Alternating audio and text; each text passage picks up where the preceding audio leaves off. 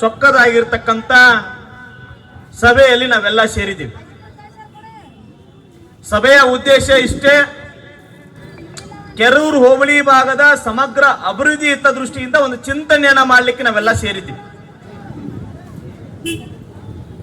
ಕೆರೂರು ಭಾಗದ ಅಭಿವೃದ್ಧಿ ಆಗಬೇಕಾದ್ರೆ ನಮ್ಮ ಆಳ್ತಕ್ಕಂಥ ಸರ್ಕಾರಕ್ಕೆ, ನಮ್ಮ ಜನಪ್ರತಿನಿಧಿಗಳಿಗೆ ನಮ್ಮ ಸಮಸ್ಯೆಗಳ ಅರಿವನ್ನ ಮೂಡಿಸ್ಲಿಕ್ಕೆ ನಾವೆಲ್ಲರೂ ಇಲ್ಲಿ ಸೇರಿದ್ದೀವಿ.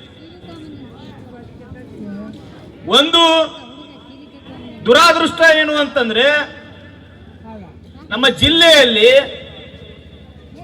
ಒಂದು ವಿಶೇಷವಾಗಿರ್ತಕ್ಕಂಥ ಮತಕ್ಷೇತ್ರ, ಅದು ಬೀಳಗಿ ವಿಧಾನಸಭಾ ಮತಕ್ಷೇತ್ರ. ಬೀಳಗಿ ವಿಧಾನಸಭಾ ಮತಕ್ಷೇತ್ರದಲ್ಲಿ 3 ತಾಲೂಕಿನ ಹಳ್ಳಿಗಳು ಬರ್ತವೆ. ಒಂದು ಬೀಳಗಿ ತಾಲೂಕಿನ ಹಳ್ಳಿಗಳು ಬಂದ್ರೆ, ಇನ್ನೊಂದು ಬಾಗಲಕೋಟ್ ತಾಲೂಕಿನ ಹಳ್ಳಿಗಳು ಬರ್ತವೆ, ಇನ್ನೊಂದು ಈ ಬಾದಾಮಿ ತಾಲೂಕಿನ ಹಳ್ಳಿಗಳು ಬರ್ತವೆ. ವಿಶೇಷವಾಗಿ ಈ ಕೆರೂರು ಪಟ್ಟಣದ ಏನು ಹೋಬಳಿ ಇದಲ್ಲ, ಇಲ್ಲಿ 36 ಹಳ್ಳಿಗಳು ಬರ್ತಾವೆ. ಆದ್ರೆ 2 ಹೊರತುಪಡಿಸಿ, ಈ 36ರಲ್ಲಿ ಒಂದು ಕೆರೂರು ಪಟ್ಟಣವನ್ನು ಹೊರತುಪಡಿಸಿ ಇನ್ನೊಂದು ಹಾಲಿಗೇರಿಯನ್ನು ಹೊರತುಪಡಿಸಿದ್ರೆ ಎಲ್ಲ ಹಳ್ಳಿಗಳು ಬೀಳಗಿ ವಿಧಾನಸಭಾ ಕ್ಷೇತ್ರಕ್ಕೆ ಸಂಬಂಧಪಟ್ಟಿರ್ತಕ್ಕಂಥ ಹಳ್ಳಿಗಳು. ಹೀಗಾಗಿ ಅಭಿವೃದ್ಧಿ ಯಾಕೆ ಕುಂಠಿತ ಆಗ್ತಾ ಇದೆ ಅಂತಂದ್ರೆ, ಎಲ್ಲ ಹಳ್ಳಿಗಳು ಬೀಳಗಿ ವಿಧಾನಸಭಾ ಕ್ಷೇತ್ರಕ್ಕೆ ಸಂಬಂಧಪಟ್ಟಿರ್ತಕ್ಕಂಥವ್ರು, ನಮ್ಮಿಂದ ಆಯ್ಕೆ ಆಗಿ ಹೋಗಿರ್ತಕ್ಕಂಥವ್ರು ಮತ್ತೆ ಬರುವುದು ಚುನಾವಣೆ ಸಂದರ್ಭದಲ್ಲಿ ಮಾತ್ರ. ಎಲ್ಲ ಹಳ್ಳಿಗಳ ವೋಟ್ ಬ್ಯಾಂಕ್ ಏನಿದೆ ಅಂತಂದ್ರೆ 1,000 ಒಳಗೆ ಇದೆ ವೋಟ್ ಬ್ಯಾಂಕ್. ಬಹಳ ದೊಡ್ಡ ಹಳ್ಳಿಗಳೇನಲ್ಲ, ಬಹಳ ಸಣ್ಣ ಸಣ್ಣ ಹಳ್ಳಿಗಳು 800, 900, 600, ಒಮ್ಮೊಮ್ಮೆ 400 ಈ ರೀತಿಯಾಗಿರ್ತಕ್ಕಂಥ ಮತಗಳನ್ನ ಹೊಂದಿರತಕ್ಕಂಥ ಹಳ್ಳಿಗಳು. ಒಂದು ತಾಲೂಕು ಕೇಂದ್ರ ಬಾದಾಮಿ ಆದ್ರೆ, ಇನ್ನೊಂದು ಈ ಭಾಗದ ಶಾಸಕರಾಗ್ತಕ್ಕಂಥವ್ರು 5 ವರ್ಷಕ್ಕೊಮ್ಮೆ ಚುನಾವಣಾ ಸಂದರ್ಭದಲ್ಲಿ ಬಂದು ಮತಗಳನ್ನ ತೆಗೆದುಕೊಂಡು ಆಯ್ಕೆ ಆಗ್ತಾರೆ. ಹಾಗಾಗಿ ಇಲ್ಲಿ ಮೂಲಭೂತ ಸೌಕರ್ಯಗಳು ಏನ್ ಬೇಕಾಗಿದ್ದಾವೆ, ಇಲ್ಲಿ ಸಾರ್ವಜನಿಕ ಆಸ್ಪತ್ರೆ ಆಗಿರ್ಬೋದು, ಇಲ್ಲಿ APMC ಆಗಿರ್ಬೋದು. ಯಾಕಂದ್ರೆ ಇಲ್ಲಿ ಪ್ರಣಾಳಿಕೆಯನ್ನು ನಮ್ಮ ರೈತ ಮುಖಂಡರು ಮಾಡಿದ್ದಾರೆ. ಇಲ್ಲಿರ್ತಕ್ಕಂಥ APMC ಸೌಲಭ್ಯ ಆಗಿರ್ಬೋದು, ಇಲ್ಲಿಯ ಸಾರ್ವಜನಿಕ ಆಸ್ಪತ್ರೆ ಸಿಬ್ಬಂದಿಗಳ ಕೊರತೆ ಇದೆ, ಅದನ್ನು ನಿಭಾಯಿಸಬೇಕಂತಕ್ಕಂಥದ್ದು. ಇಲ್ಲಿರ್ತಕ್ಕಂಥ ಸಾಕಷ್ಟು ಕೊಳಚೆ ಪ್ರದೇಶಗಳಿದಾವೆ. ತಾಯಂದ್ರು ಮನೆಗಾಗಿ, ಆಶ್ರಯ ಮನೆಗಾಗಿ ಹೋರಾಟ ಮಾಡ್ತಾ ಇದ್ದಾರೆ. ಈ 10 ಹಲವು ಸಮಸ್ಯೆಗಳಿಗೆ ಕಾರಣ ಏನಂತಂದ್ರೆ, ನಿಷ್ಕ್ರಿಯವಾಗಿರ್ತಕ್ಕಂಥ ಜನಪ್ರತಿನಿಧಿಗಳು ಇರುವುದರಿಂದ ಈ ಸಮಸ್ಯೆಗಳು ಬಂದಿದ್ದಾವೆ ಅಂತಕ್ಕಂಥ ಅರ್ಥ ಮಾಡ್ಕೋಬೇಕು. ಈಗಾಗಲೇ ನಮ್ಮ ದಿಲೀಪ್ ಕುಮಾರ್ ಸರ್ ಅವರು ಬಹಳ ಸ್ಪಷ್ಟವಾಗಿ ಹೇಳಿದ್ರು, ಮಾಜಿ ಸೈನಿಕರು. ನಾವು ಅವರು ಸೈನಿಕ ವೃತ್ತಿಯಲ್ಲಿ ಇದ್ಕೊಂಡು ಈ ದೇಶದ ಸಮಗ್ರ ರಾಜಕೀಯ ಚಿತ್ರದ ಬಗ್ಗೆ ಒಂದು ಸಾಮಾನ್ಯ ಅರಿವಿರ್ತದೆ. ಅದಕ್ಕಾಗಿ ಅವರು ನಮ್ಮನ್ನ ಆಳ್ತಕ್ಕಂಥ ಕಾಂಗ್ರೆಸ್ ಬಿಜೆಪಿ ಬಗ್ಗೆ ಟೀಕಾ ಮಾಡಿದ್ರು. ಆದ್ರೆ ಈಗ ಬಂದಿರತಕ್ಕಂಥ ಈ ಹಲವು ವಿಚಾರಗಳನ್ನ ಮುಂದಿಟ್ಟುಕೊಂಡಾಗ ನಾನು ಈ ಭಾಗದ ರೈತ ಮುಖಂಡರಿಗೆ ಕೃತಜ್ಞತೆಯನ್ನು ಸಲ್ಲಿಸ್ತೀನಿ. ಬಹಳ ಕ್ರಿಯಾಶೀಲವಾಗಿ ಈ ಭಾಗದಲ್ಲಿ ರೈತ ಮುಖಂಡರು ಕೆಲಸ ಮಾಡ್ತಾ ಇದ್ದಾರೆ. ತಾಯಂದ್ರ ಒಂದು ಸಹಕಾರ ತೆಗೆದುಕೊಂಡು ಒಂದು ರೈತ ಕಚೇರಿಯನ್ನು ಓಪನ್ ಮಾಡಿದ್ರು. ಯಾರ ದೊಡ್ಡವರಿಲ್ಲ, ಎಲ್ಲ ಸಣ್ಣ ಪುಟ್ಟ ಜನರು ಕರೆಸ್ಕೊಂಡು ಈ ಜಿಲ್ಲೆಯಲ್ಲಿ ಒಂದು ರೈತ ಕಚೇರಿ ಏನಾದ್ರೂ ಇದೆ, ಅದು ಕೆರೂರು ಭಾಗದಲ್ಲಿ ಮಾತ್ರ ಇದೆ ಅಂತಕ್ಕಂಥದ್ದು ಒಂದು ಹೆಮ್ಮೆಯಿಂದ ನಾವು ಹೇಳಬೇಕಾಗತ್ತೆ.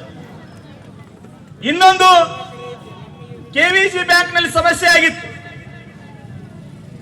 ಒಬ್ಬ ಮ್ಯಾನೇಜರ್ ಇಲ್ಲಿ ಭಾಗದ ಎಲ್ಲರ ರೈತರಿಗೂ ಟೋಪಿ ಹಾಕಿ ಹಣವನ್ನ ಲೂಟ್ ಮಾಡ್ಕೊಂಡು ಹೋಗಿದ್ದ. ವರ್ಷಾಂತರ ಗಟ್ಲೆ, 1 ವರ್ಷದ ಗಟ್ಲೆ ಹೋರಾಟವನ್ನ ಮಾಡಿರ್ತಕ್ಕಂಥವ್ರು. ಕೆರೂರು ಭಾಗದಲ್ಲಿ ಆಗಿರ್ಬೋದು, ಬಾಗಲಕೋಟೆ SP ಅವ್ರ ಕಚೇರಿ ಆಗಿರ್ಬೋದು, DC ಅವ್ರ ಕಚೇರಿ ಆಗಿರ್ಬೋದು, ಪ್ರತಿಯೊಂದು ಕಚೇರಿನ ಅಲಿದಾಟ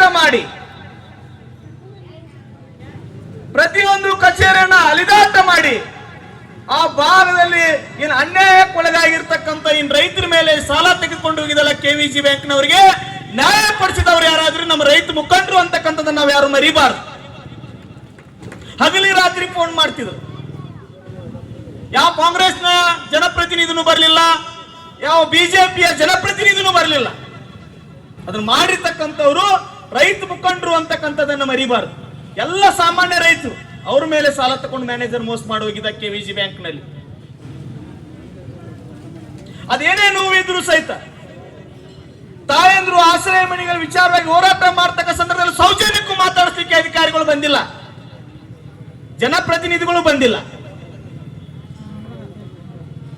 ಹಾಗಾಗಿ ನಾನು ವಿನಂತಿ ಮಾಡ್ತಾ ಇದ್ದೀನಿ, ಈಗ ಮುಂಬರ್ತಕ್ಕಂತ ಎಲ್ಲ ವರ್ಷಗಳು ಚುನಾವಣೆಯ ವರ್ಷಗಳಂತ ನಾವು ಕರೀತೀವಿ. ನಾವಿಲ್ಲಿ ಅಭಿವೃದ್ಧಿಯ ಜೊತೆಗೆ ಆಡಳಿತದ ಚಿಂತನೆ ಮಾಡ್ಲಿಕ್ಕೆ ಸೇರಿದ್ದೀವಿ. ಆಡಳಿತದ ಚಿಂತನೆಯನ್ನ ಮಾಡಕ್ಕೆ ಸೇರಿದ ಸಂದರ್ಭದಲ್ಲಿ ಇವತ್ತು ಪೊಲೀಸ್ ಇಂಟೆಲಿಜೆನ್ಸ್ ಅವರು ಇಲ್ಲಿದ್ದಾರೆ, ಪೊಲೀಸರೆಲ್ಲ ವಾಚ್ ಮಾಡ್ತಾ ಇದ್ದಾರೆ ಏನು ಈ ಸಭೆ ಅಂತ.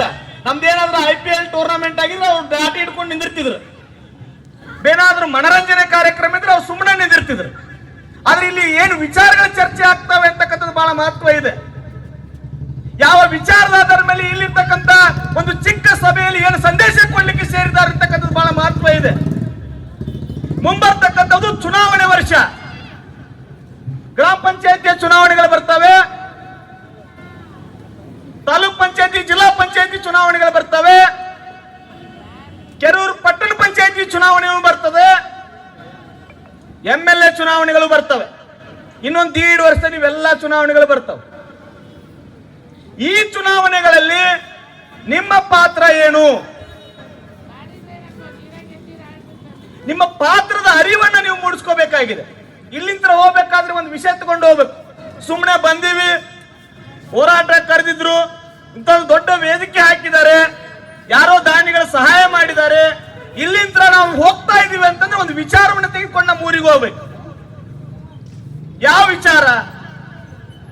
ಬರ್ತಕ್ಕಂಥದ್ರಲ್ಲಿ ಆಡಳಿತ ಬರ್ತಕ್ಕಂಥ ಏನು ಇದಾವೆ, ಸ್ಥಳೀಯ ಸಂಸ್ಥೆ ಚುನಾವಣೆಗಳನ್ನ ಹಿಡ್ಕೊಂಡು ವಿಧಾನಸಭೆವರೆಗೆ ಚುನಾವಣೆಗಳು ಬರ್ತಾವಲ್ಲ, ನಮ್ಮಿಂದ ಆಯ್ಕೆ ಆಗ್ತಕ್ಕಂಥ ಪ್ರತಿನಿಧಿ ಯಾವ ರೀತಿ ಇರಬೇಕು ಅಂತಕ್ಕಂಥ ಅರಿವನ್ನು ಮೂಡಿಸ್ಕೊಂಡು ಹೋಗ್ಬೇಕಾಗಿ. ಮುಂಬರ್ತಕ್ಕಂಥ ಗ್ರಾಮ ಪಂಚಾಯತ್ ಚುನಾವಣೆಯಲ್ಲಿ ನಿಮ್ಮ ಪ್ರತಿನಿಧಿ ಯಾರಾಗಬೇಕು? ಈಗಾಗಲೇ ಕಾಂಗ್ರೆಸ್ ಮತ್ತು ಬಿಜೆಪಿಯಲ್ಲಿ ಒಂದು ಚೈನ್ ಸಿಸ್ಟಮ್ ಇದೆ. ಅದು ಅವರೇ ಬರ್ತಾರೆ, ಅವ್ರ ಕುಟುಂಬಗಳು ಮಾತ್ರವೇ ಬರ್ತವೆ. ಈ ಪಕ್ಷಗಳು ಕೆಲವು ಕುಟುಂಬಗಳ ಸ್ವತ್ತಾಗಿದ್ದಾವೆ. ಕಾಂಗ್ರೆಸ್ ಮತ್ತು ಬಿಜೆಪಿ ಪಕ್ಷಗಳು ಕೆಲವು ಕುಟುಂಬಗಳ ಸ್ವತ್ತಾಗಿದ್ದಾವೆ. ಅದ್ರ ಮಧ್ಯೆನೂ ನಾವು ಬದಲಾವಣೆಯನ್ನು ಮಾಡ್ಬೇಕಂದ್ರೆ ಬದಲಾವಣೆ ಮಾಡ್ಲಿಕ್ಕೆ ಅವಕಾಶ ಇದೆ. ನಾನು ಯಾಕೆ ಈ ಭರವಸೆಯ ಮಾತುಗಳನ್ನು ಇಲ್ಲಿ ಆಡ್ತಾ ಇದ್ದೀನಿ ಅಂತಂದ್ರೆ, 2023ರ ಚುನಾವಣೆಯಲ್ಲಿ ನಮ್ಮ ಹಿರಿಯರ ರೈತ ಸಂಘದ ಬೆಂಬಲಿತ ಅಭ್ಯರ್ಥಿಯಾಗಿ ನಾನು ಬೀಳಗಿ ವಿಧಾನಸಭಾ ಕ್ಷೇತ್ರದಿಂದ ಸ್ಪರ್ಧೆ ಮಾಡಿದ್ದೆ. ನಾನು ಮುಧೋಳ ತಾಲೂಕ, ಬೀಳಗಿಗೂ ನನಗೂ ಸಂಬಂಧ ಇಲ್ಲ. ಆದ್ರೂ ಒಂದು ಪ್ರತಿಜ್ಞೆ ಇತ್ತು, ರೈತ ವಿರೋಧಿ ನೀತಿಗಳನ್ನು ಹೊಂದಿರತಕ್ಕಂತ ವ್ಯಕ್ತಿಯನ್ನ ಸೋಲಿಸಬೇಕು. ಈ ರಾಜ್ಯದಲ್ಲಿ ಮುಖ್ಯಮಂತ್ರಿ ಆಗ್ತೀನಂತ ಓಡಾಡ್ತಿರ್ತಕ್ಕಂಥ ವ್ಯಕ್ತಿ ಜನರ ಅಭಿವೃದ್ಧಿ ಹಿತದೃಷ್ಟಿಯನ್ನ ಮರ್ತಿದ್ದಾನೆ. ಆತನನ್ನ ಸೋಲಿಸಬೇಕಂತಕ್ಕಂಥ ಒಂದೇ ಗುರಿಯಿಂದ ಕೆಲಸ ಮಾಡಿದಾಗ 100 ಕೋಟಿ ರೂಪಾಯಿ ಖರ್ಚು ಮಾಡಿದ್ರು ಚುನಾವಣೆಯನ್ನು ಗೆಲ್ಲಿಕ್ಕಾಗಲಿಲ್ಲ. ಚುನಾವಣೆ ಸೋತ ನಂತರ ನನ್ನ ಮೇಲೆ ಮರ್ಡರ್ ಅಟೆಂಪ್ಟ್ ಅನ್ನ ಮಾಡಿಸಿದ.